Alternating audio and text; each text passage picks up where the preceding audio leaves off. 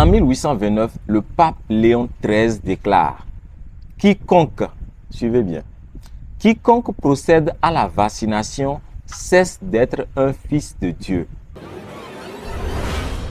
Alors, on ne peut pas savoir où on va si on ne sait pas d'où l'on vient. S'ils ont été sanguinaires dans le passé, ils le seront encore aujourd'hui si on ne fait rien pour arrêter tout ça. Les gens ne changent pas, comme le disait un boss que je respecte beaucoup. Ils deviennent de plus en plus eux-mêmes. En 1790, les éditeurs anglais de Thomas Paine, qui doutent de la véracité historique de la Bible, sont emprisonnés.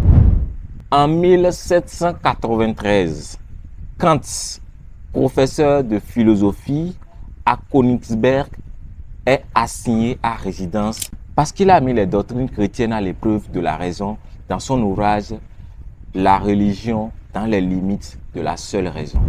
En 1829, le pape Léon XIII déclare « Quiconque, suivez bien, quiconque procède à la vaccination cesse d'être un fils de Dieu. » Je continue. La variole est un châtiment voulu par Dieu. La vaccination est un défi contre le ciel. Vous avez compris. Lisez Appel aux vivants de Roger Garaudy et Histoire de la Révolution de 1930 de Alphonse Maréchal. Vous y verrez les vraies informations. En 1830, la Vierge apparaît à une bonne sœur du couvent Les Filles de la Charité à Paris.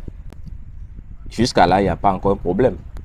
La Vierge exige que soit frappée une médaille à son effigie, ce qui sera fait, et la fabrication en série de la médaille miraculeuse améliorera nettement les saintes finances.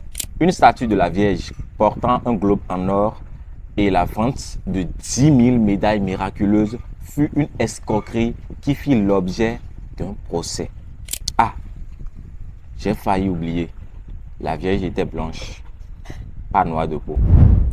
En 1835, un Allemand, le professeur David Friedrich Strauss de l'université de Tübingen, je ne sais pas très bien prononcer, publie une vie de Jésus dans laquelle il défend la thèse que les miracles des évangiles ne sont qu'affabulations inventées après sa mort.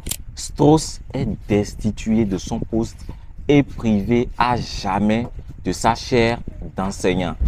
Le Dieu d'amour a déjà sa colère sur lui. Donc, si vous voulez suivre l'évolution de notre travail depuis le début, vous pouvez aller checker sur YouTube. Nous avons besoin de vous pour agrandir la communauté OTEP.